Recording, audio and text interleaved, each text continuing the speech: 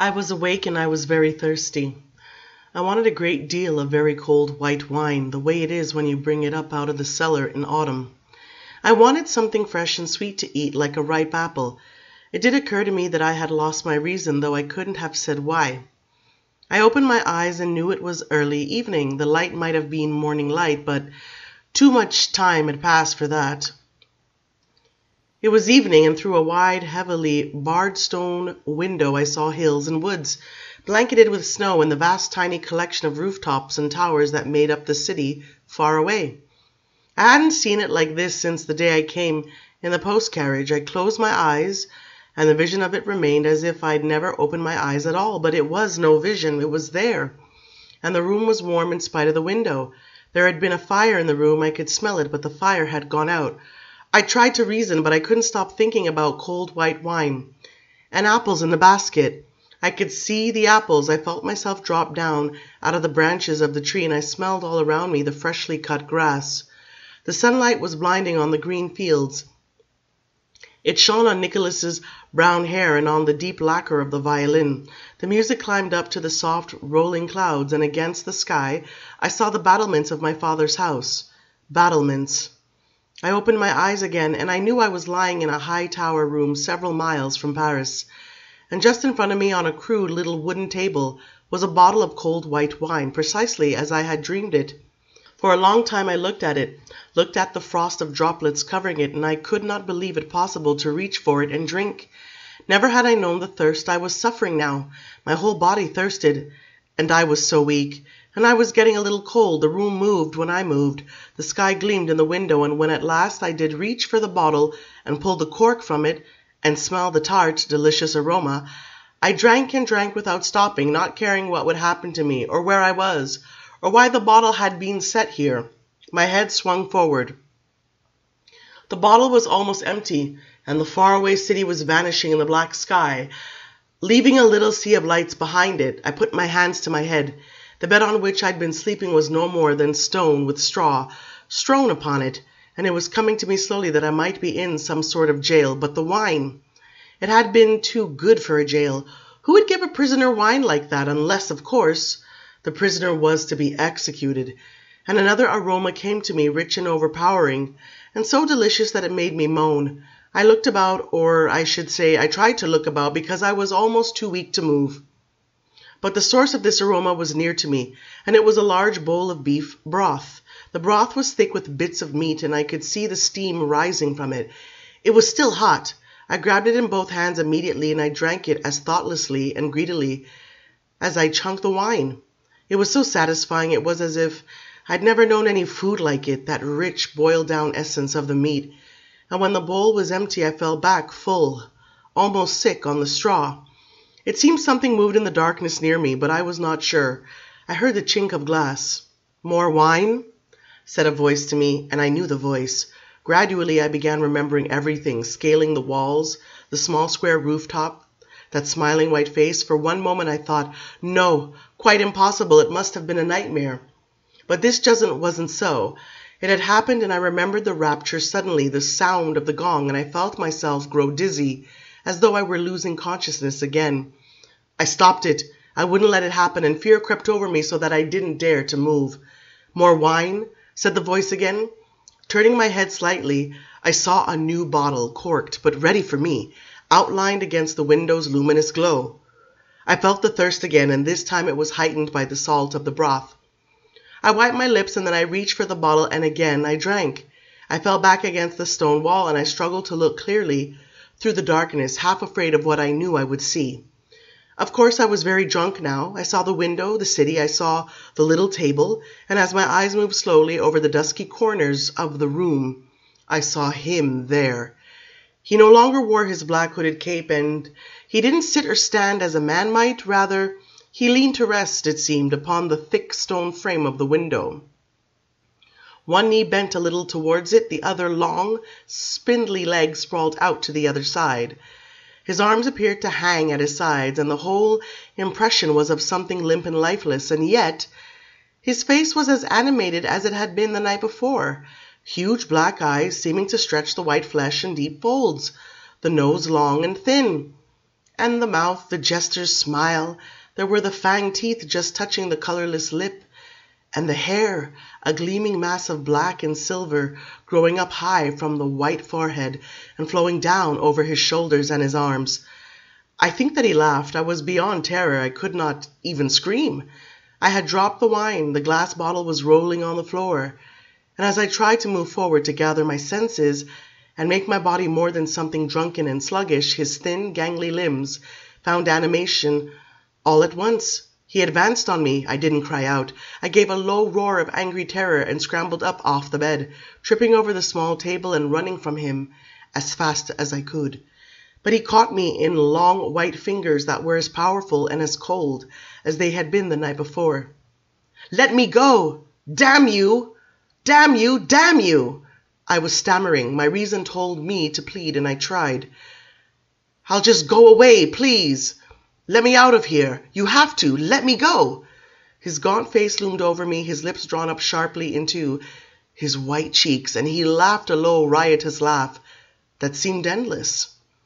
I struggled, pushing at him uselessly, pleading with him again, stammering nonsense and apologies, and then I cried, "God help me!" He clapped one of those monstrous hands over my mouth. "No more of that in my presence, wolf killer, or I'll feed you to the wolves of hell," he said with a little sneer.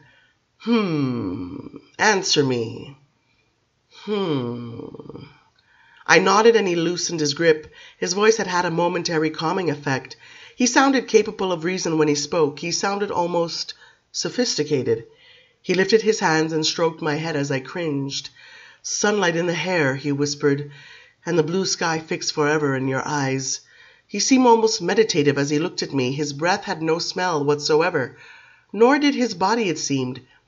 The smell of mold was coming from his clothes. I didn't dare to move, though he was not holding me.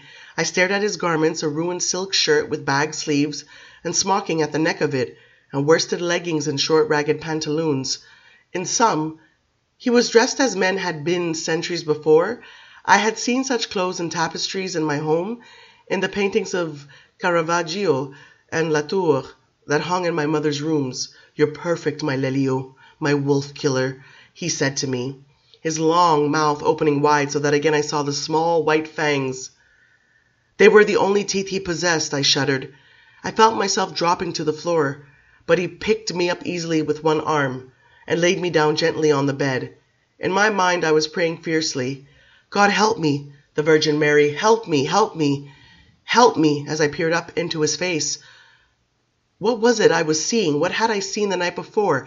The mask of old age, this grinning thing cut deeply with the marks of time and yet frozen, it seemed, and hard as his hands? He wasn't a living thing.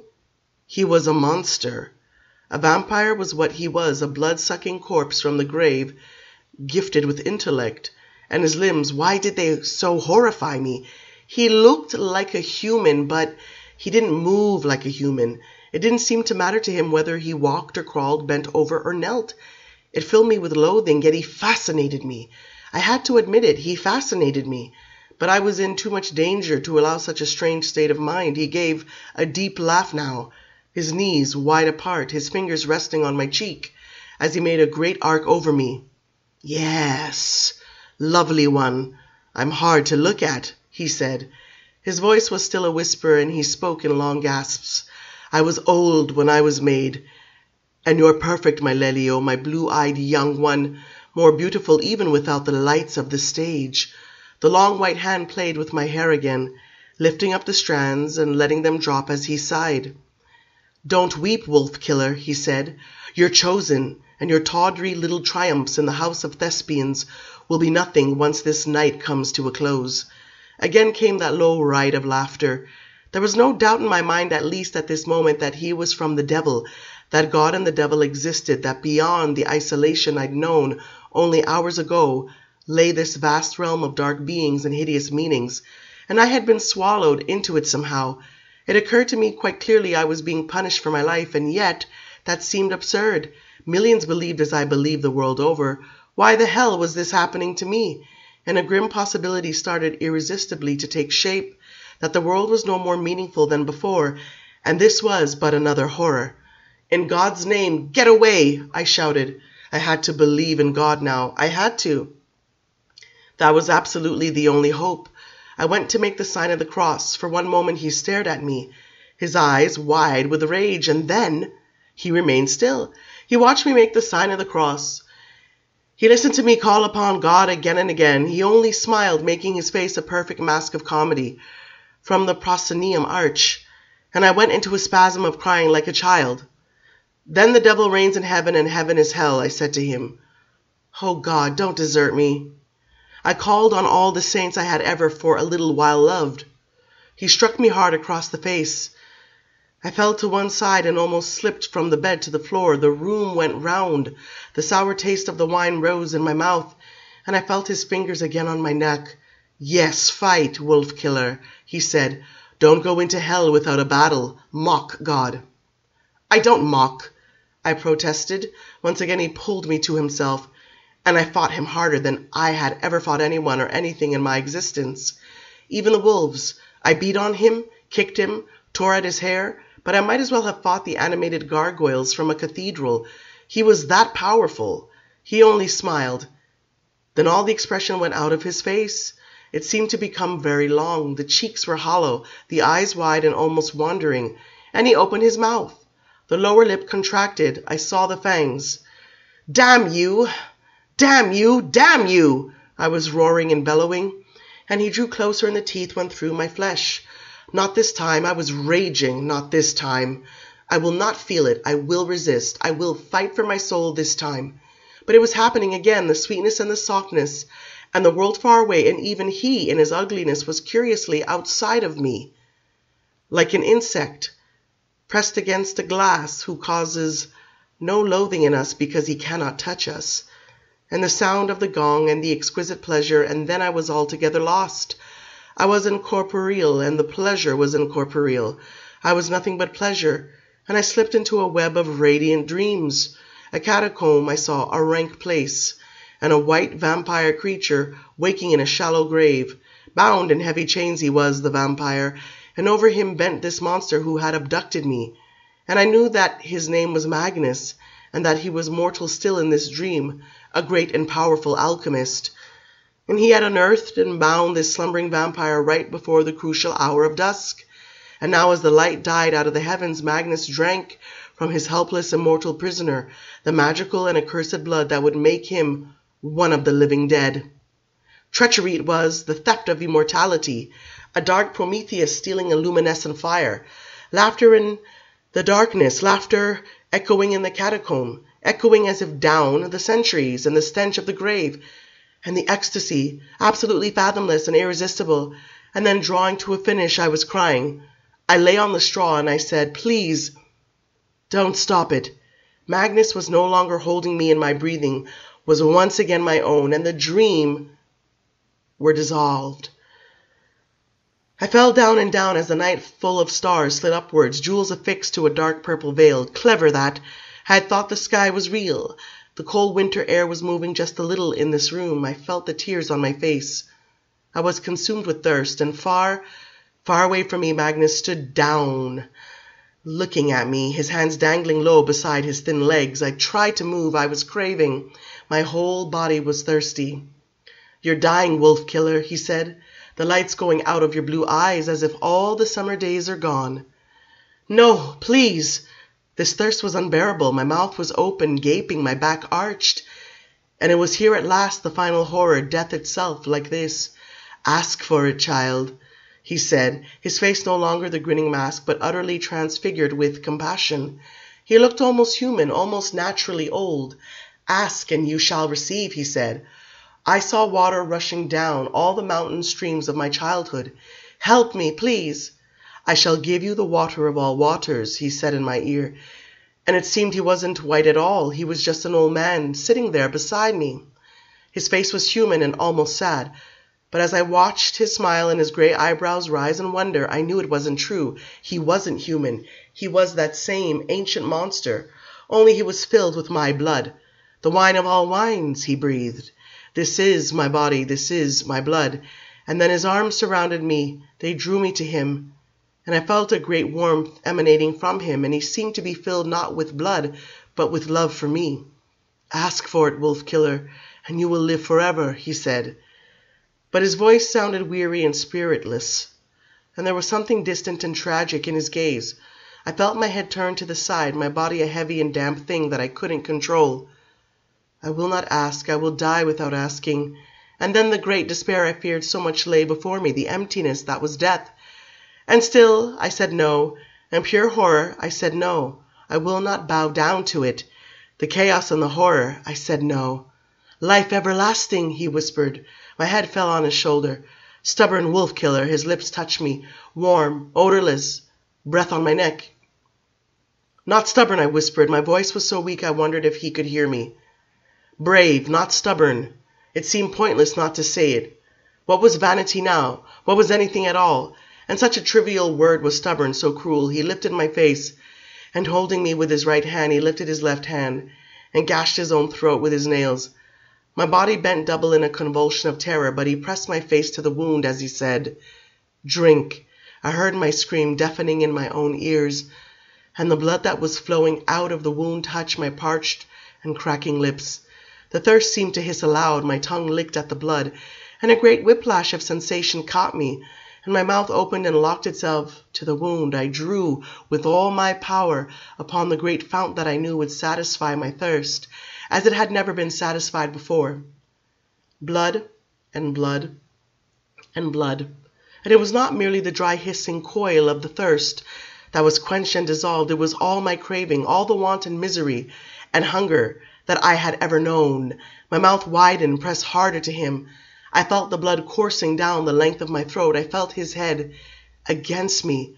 I felt the tight enclosure of his arms. I was against him, and I could feel his sinews, his bones, the very contour of his hands. I knew his body, and yet there was this numbness creeping through me, and a rapturous tingling as each sensation penetrated the numbness, and was amplified in the penetration so that it became fuller, keener, and I could almost see what I felt. But the supreme part of it remained the sweet, luscious blood filling me. As I drank and drank, more of it, more. This was all I could think. If I thought at all, and for all its thick substance, it was like light passing into me. So brilliant did it seem to the mind, so blinding, that red stream, and all the desperate desires of my life were 1,000-fold fed. But his body, the scaffolding to which I clung, was weakening beneath me. I could hear his breath in feeble gasps. Yet he didn't make me stop. Love you, I wanted to say. Magnus, my unearthly master, ghastly thing that you are, love you, love you. This was what I had always so wanted, and could never have this, and you've given it to me. I felt I would die if it went on, and on it did go, and I did not die, but quite suddenly I felt his gentle, loving hands caressing my shoulders, and with his incalculable strength he forced me backwards. I let out a long, mournful cry. Its misery alarmed me, but he was pulling me to my feet. He still held me in his arms. He brought me to the window, and I stood looking out with my hands out to the stone on either side. I was shaking, and the blood in me pulsed in all my veins. I leaned my forehead against the iron bars. Far, far below lay the dark cusp of a hill overgrown with trees that appeared to shimmer in the faint light of the stars. And beyond, the city with its wilderness of little lights sunk not in darkness but in a soft violet mist. The snow everywhere was luminescent, melting. Rooftops, towers, walls, all were myriad facets of lavender, mauve, rose. This was the sprawling metropolis, and as I narrowed my eyes I saw a million windows like so many projections of beams of light, and then, as if this were not enough, in the very depths I saw the unmistakable movement of the people, tiny mortals on tiny streets, heads and hands touching in the shadows. A lone man, no more than a speck ascending a wind-blown belfry, a million souls on the tessellated surface of the night, and coming soft on the air, a dim mingling of countless human voices, cries, songs, the faintest wisps of music, the muted throb of bells. I moaned. The breeze seemed to lift my hair, and I heard my own voice, as I had never heard it before, crying. The city dimmed. I let it go, its swarming millions lost again in the vast and wondrous play of lilac shadow and fading light. "Oh, what have you done? What is this that you've given to me?" I whispered, and it seemed my words did not stop one after another. Rather, they ran together until all of my crying was one immense and coherent sound that perfectly amplified my horror and my joy. If there was a God, he did not matter now. He was part of some dull and dreary realm whose secrets had long ago been plundered, whose lights had long ago gone out. This was the pulsing center of life itself, round which all true complexity revolved. Ah, the allure of that complexity, the sense of being there. Behind me the scratch of the monster's feet came on the stones, and when I turned I saw him white and bled dry and like a great husk of himself. His eyes were stained with blood-red tears, and he reached out to me as if in pain. I gathered him to my chest. I felt such love for him as I had never known before. "Ah, don't you see?" came the ghastly voice with its long words, whispers without end. My heir, chosen to take the dark gift from me, with more fibre and courage than 10 mortal men. What a child of darkness you are to be. I kissed his eyelids. I gathered his soft black hair in my hands.